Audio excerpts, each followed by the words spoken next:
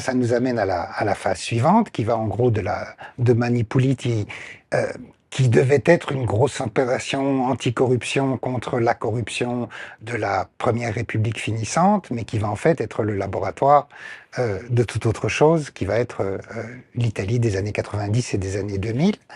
Euh, et donc, ça va, à la faveur de la chute de l'Empire soviétique, on va assister à l'émergence d'une nouvelle droite qui a cette caractéristique en Italie d'être voire même quadricéphale, d'une certaine façon, puisqu'il y a la Lega qui, elle, s'est déjà formée dans les années 80, mais qui va prendre forme et même se nationaliser, se dérégionaliser et se nationaliser dans les années 90 déjà un petit peu.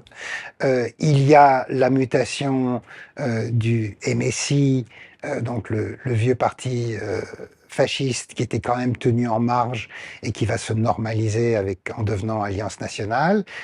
Euh, et puis, il y a évidemment Berlusconi qui va fédérer tout ça. Et puis, une autre chose dont vous avez parlé aussi de façon très profonde et qui est l'émergence de Beppe Grillo et qui va donner plus tard le mouvement Cinque Stelle.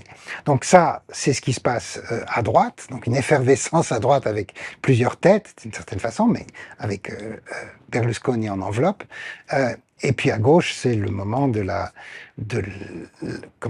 décomposition et de la recomposition sans fin du Parti communiste qui s'autodissout pour devenir le Parti démocrate. Donc on va essayer peut-être de reprendre tous les fils en commençant par à tout cavalier et tout honneur, en commençant par Berlusconi et ce qui se passe, puisque tout se joue en gros entre 92 et 94. Ouais, c'est-à-dire le moment où Berlusconi arrive sur la scène politique, euh, c'est aussi pour ça d'ailleurs, enfin, une des raisons pour lesquelles on a souvent comparé Donald Trump à Berlusconi, c'est aussi ça. C'est-à-dire c'est un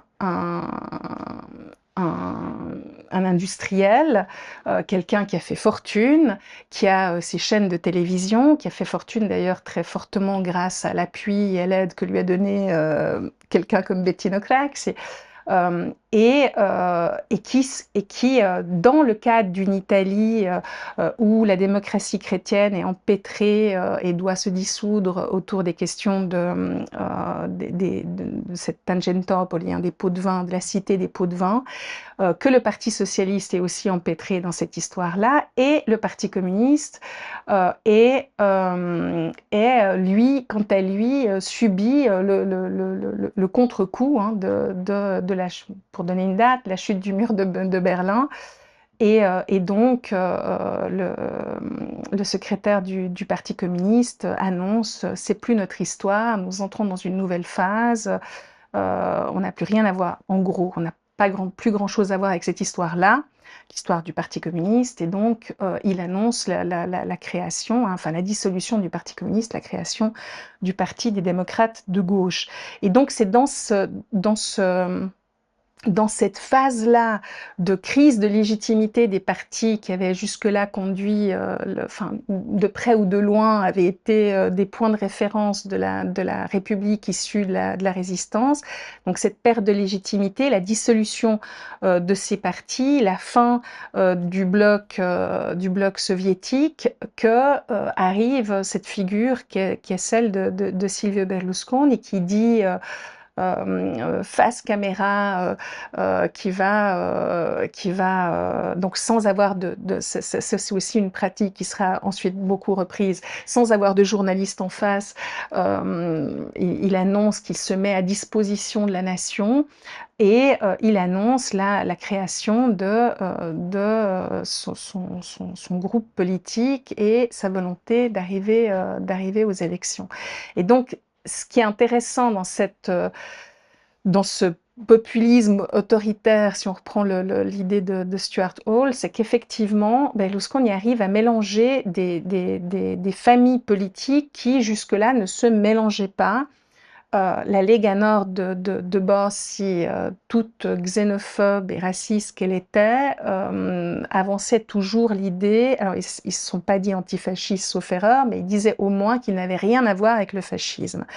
Ce qui est, donc quand il a été question de créer une coalition avec les anciens du mouvement social italien, ça posait problème, y compris à la Lega.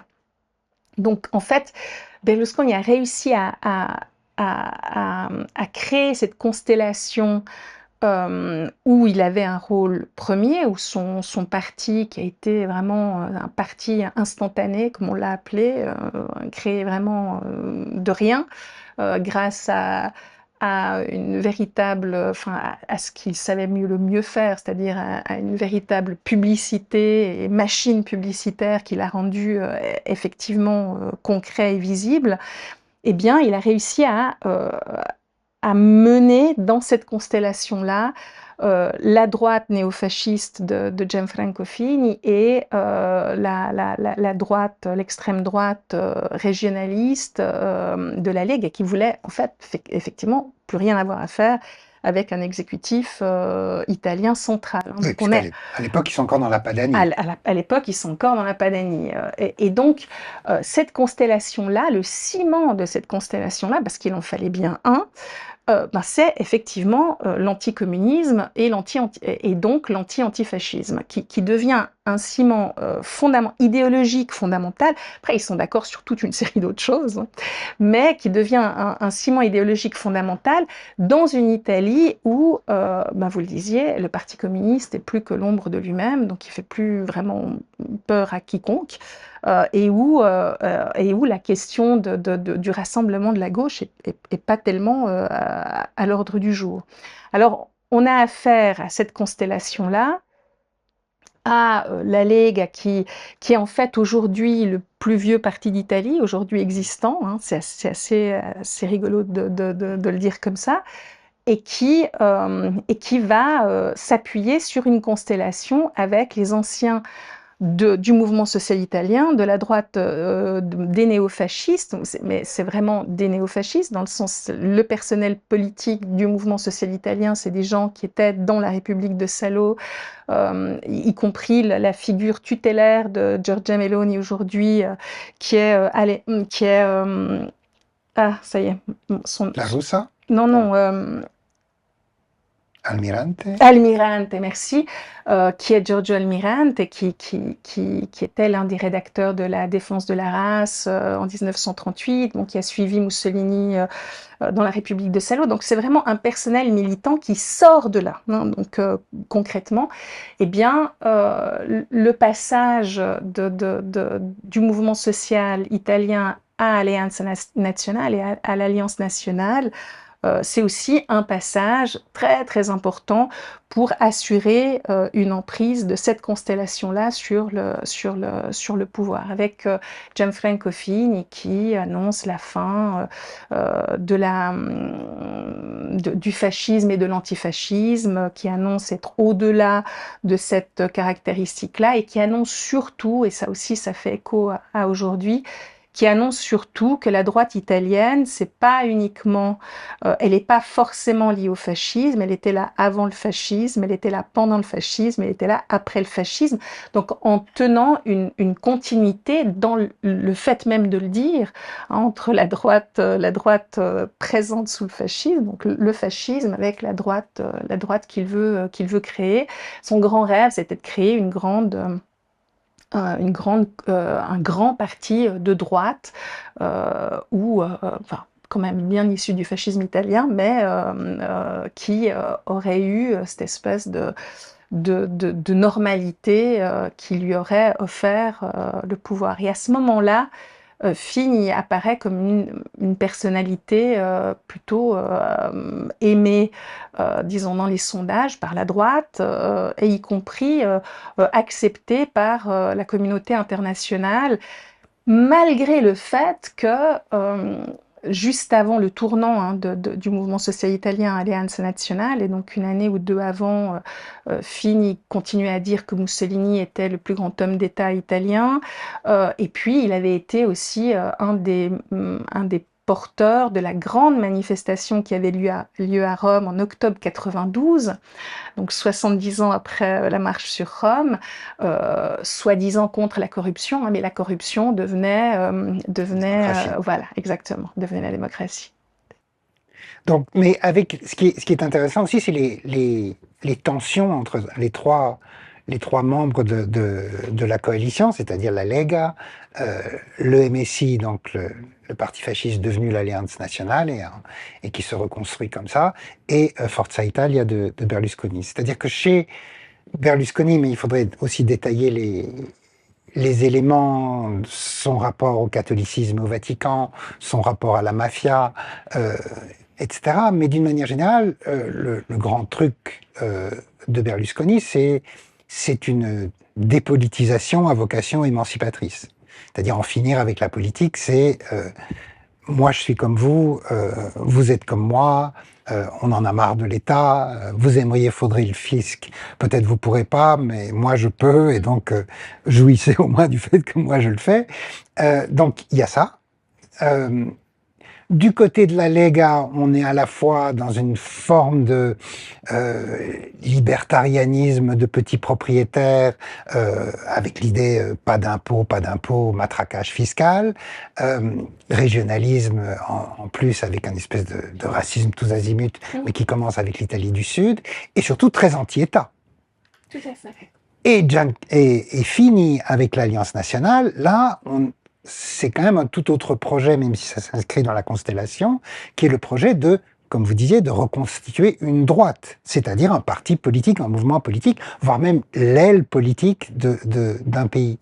Donc, ça fait quand même des tensions entre dépolitisation d'un côté, reconstruction de la droite, et aversion pour l'État, ça fait un cocktail détonnant. Ouais, ça fait un cocktail détonnant, mais il y a un moment donné, il y a une phrase, c'est dommage, je l'ai pas là avec moi, il y a une phrase de Stuart Hall, justement, dans son petit livre, Le populisme autoritaire, qui le dit assez bien. Il y a un moment donné, avec un certain nombre d'intérêts communs, même y compris dans des coalitions qui n'ont rien à voir l'une avec l'autre sur un certain nombre d'éléments fondamentaux, et qui arrivent à un moment donné à trouver un statut d'équilibre qui leur permet d'avancer sur la base de leurs intérêts communs. Et je pense que en 94, 95, 96, les intérêts communs de cette constellation-là, ils sont évidents. C'est le premier moment, je prenais l'exemple d'octobre 92, la manifestation qui est organisée par le mouvement social italien encore à ce moment-là. Elle rassemble des milliers de personnes, hein, tant et si bien que la presse italienne titre le fascisme est aux portes, il faut les arrêter tout de suite. Hein. Il y a quelque chose qui est en train de bouger et qui fait peur. Et puis il y a les élections à Rome où Berlusconi donne son appui, son aval à l'Alliance nationale, enfin à la coalition qui n'est pas encore à l'Alliance nationale, qui sera après. Donc en fait, il y a un moment donné où ces intérêts-là, qui sont très divergents, je suis d'accord, mais qui, sur un certain nombre de points, sont communs, eh bien, ils trouvent un point d'équilibre. Mais il dure pas longtemps. On parle de l'ère Berlusconi sur 30 ans, mais de fait, il perd assez vite le contrôle du pouvoir. Il reviendra, donc il arrive donc il annonce sa venue en 94. Il reviendra en 2001 et en 2008. Et donc il va gérer effectivement, enfin cette coalition-là va gérer effectivement 30 ans de rapport avec l'Italie, mais de fait, hein, c'est jamais et c'est une coalition qui va de fait aussi évoluer et changer avec la construction du peuple de la liberté, où Alliance nationale va disparaître dans cette coalition-là pour reformer un autre parti, enfin bref.